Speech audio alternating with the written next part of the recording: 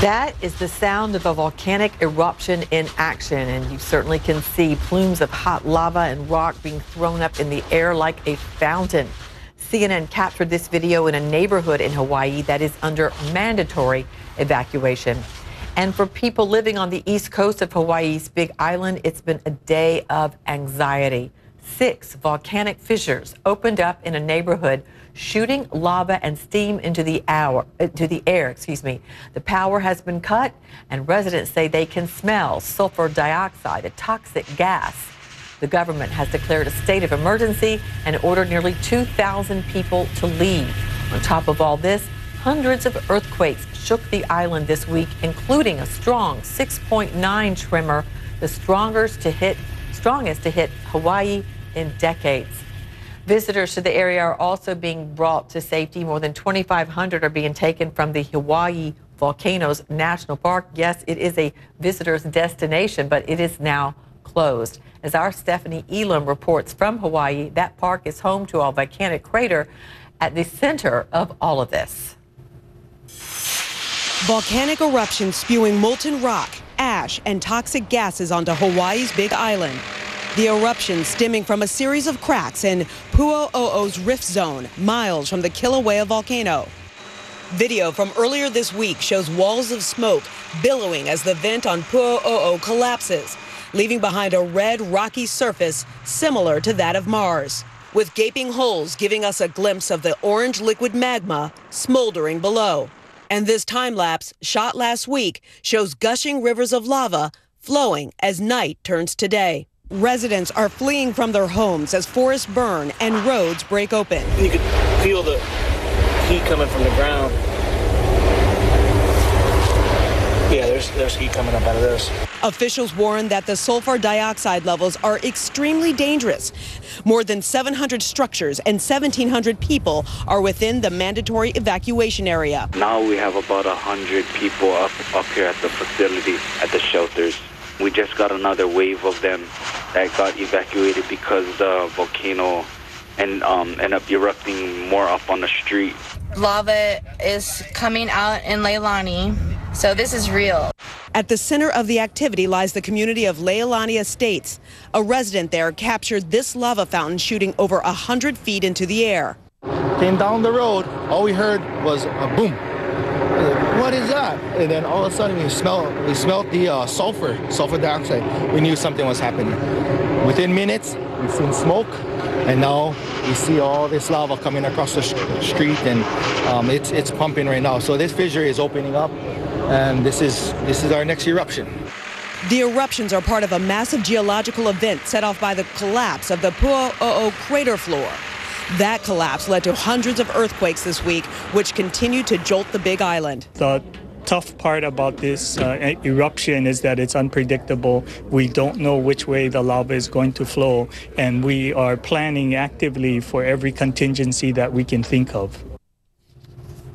That's Stephanie Elam there on Hawaii for us. The governor of Hawaii is urging all people and planes to stay away from the area. We've issued an FAA order closing the airspace around the eruption site, so they won't be able to come to look at the eruption. We would encourage visitors to stay away from the Puna area. The rest of the island is open for visitors, and clearly on the west side and Hilo Banyan Drive is still continuing to operate with no impact. We're joined now on the phone by Michael Hale, one of the many people who've been forced to relocate. Michael, thanks so much for talking with us. We know this is a difficult time for you. Where are you now, and how are you and your family holding up? We've relocated. We're in Volcano Village now, which is many miles from where our house is, and feel a bit safer. They were not there for most of the quakes, and so I'm watching quakes on USGS and just continually nervous. I've got a little bit of PTSD going on, I think. Just from the trauma of what you've been experiencing? Yeah.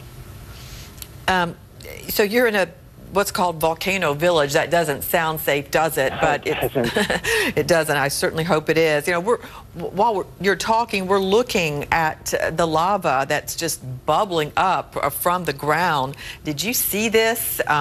Did you experience? Did you smell it? Yeah, we smelt it, heard it. I saw the smoke. I didn't see the glow. It was basically on the street. When we were there, it was on a street and a half away from our backyard. I have the house that we live in and then a rental house on the same block. And it was closer, actually, when I ran over to the other house to tell the guests that, you know, hey, you got to get out. They're in their shorts and such. And I was like, you got to go now. They didn't even know what was going on, but they got out. I texted with them afterwards about an hour later and made sure that they were gone. But yeah, you could hear it. It was like rumbling rocks and explosions and a big cloud when it first was happening. How long have you lived in Hawaii, and have you ever experienced anything like this? I've been here 20 years, and in that house 20 years, almost 20 years, 19 or something. No, nothing experienced like. I mean, you've heard stories about, you know, where else it goes, but I don't know. You never think it's going to be right there because it's always been so steadily ever at the other place and flowing so nicely, you know, except for the 4 years ago when it decided to change direction. And that was kind of a surface top flow, so we were able to watch where it was going kind of constantly. It was a different kind of watch, whereas this one's kind of like coming up from under wherever it wants to come. Yes, that's kind of a creepy feeling, isn't it? The way it's working there, and they don't know which way the lava may go next. So are you prepared to be evacuated for some time? Yeah, sort of. I mean, luckily I have a lot in Pahoa that doesn't have anything on it. In a worst case scenario, we'll set up some tents there. I know some of my living partners in my house, they help me manage the place. They're staying on that lot now in Pahoa town. They have some vans that they're sleeping in.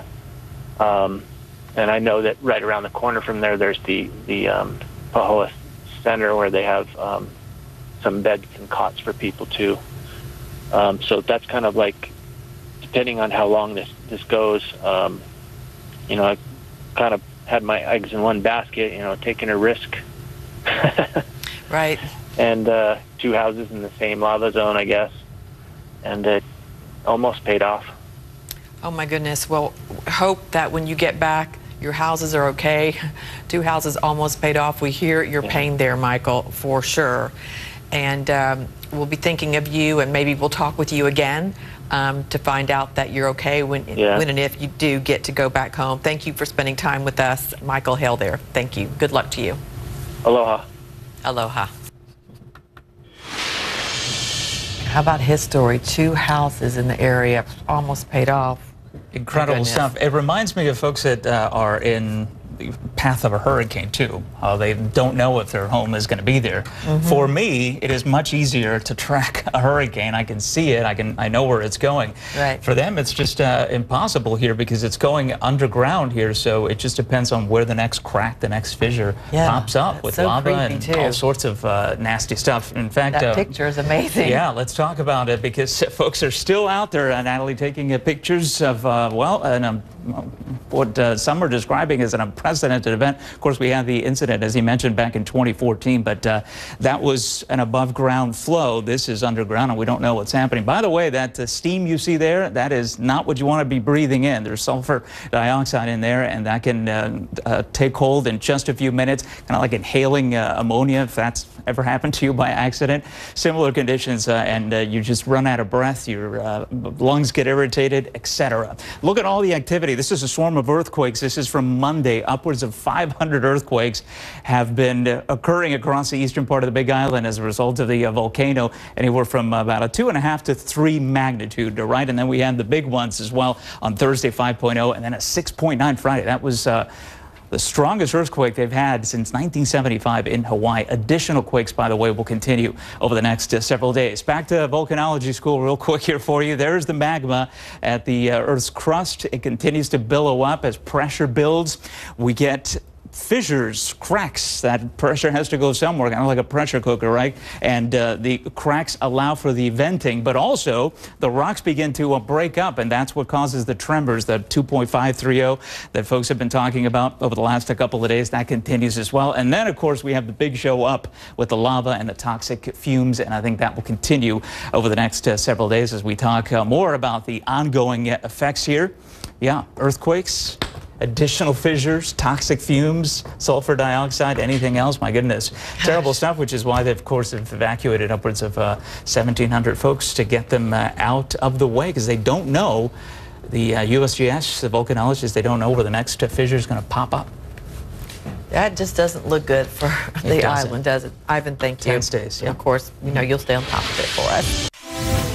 All right, more breaking news. More residents on the east side of Hawaii's Big Island are fleeing their homes after the formation of another volcanic vent. There are now 7 open vents spewing dangerous lava in one neighborhood. CNN correspondent Stephanie Elam joins us live with more on this extremely frightening situation there. Extremely frightening, especially for people who have been living here and not knowing, Fred, exactly where these fissures are going to open up. We spoke to one man, Steve Gebbe, who built his house from the ground up in Leilani Estates. He's a carpenter by trade. He bought his land, built his house, no mortgage. Said it was just 4 doors down when one of these fissures opened, and he stayed as long as he could in his house until he realized that he had to go, and he realized that also he may never go back to his home. Take a listen to what he said. Life is completely turned upside down, and I think it's just starting to set in.